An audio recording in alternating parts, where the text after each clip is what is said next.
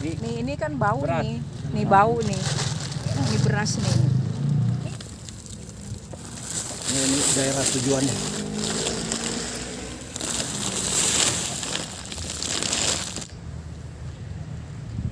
Nah, pemendamannya di sini. Ini dipendam di sini nih lokasi.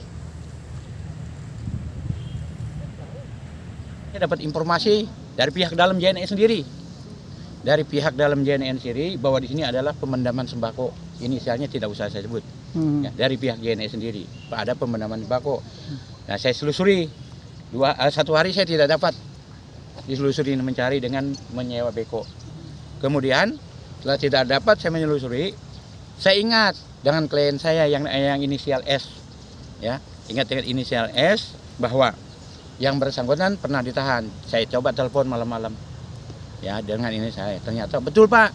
Saya pernah diperintahkan untuk menaruh ke dalam mobil besar JNE. Ya, diperintahkan untuk menjadi mobil besar. Yang merintahkan siapa?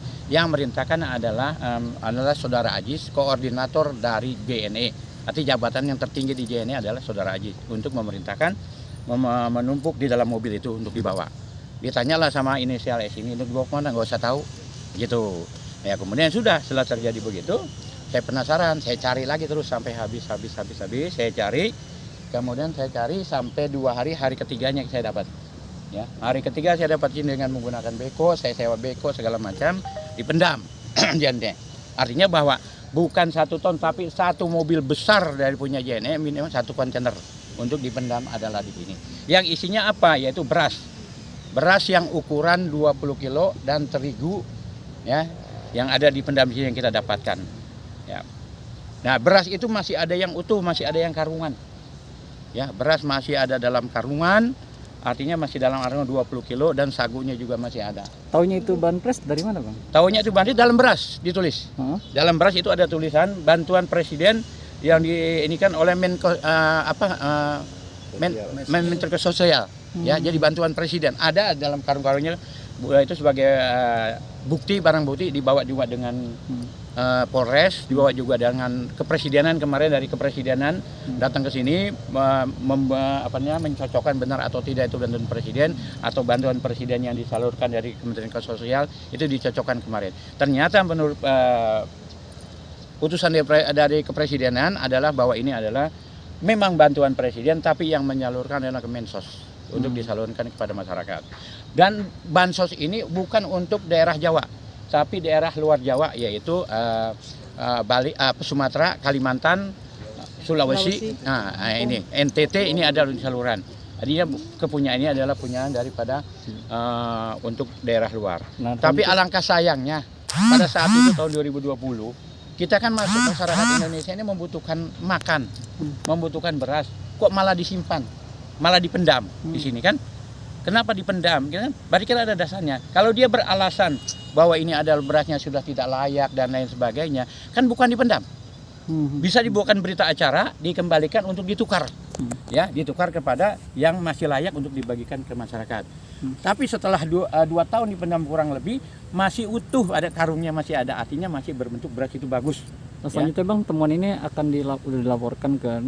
Saya sudah laporkan kemarin, yaitu pada hari ini kejadian saya laporkan itu bahwa ini adalah penyelewengan atau penyelewengan hukum, yaitu maka saya laporkan adalah ke Tipikor.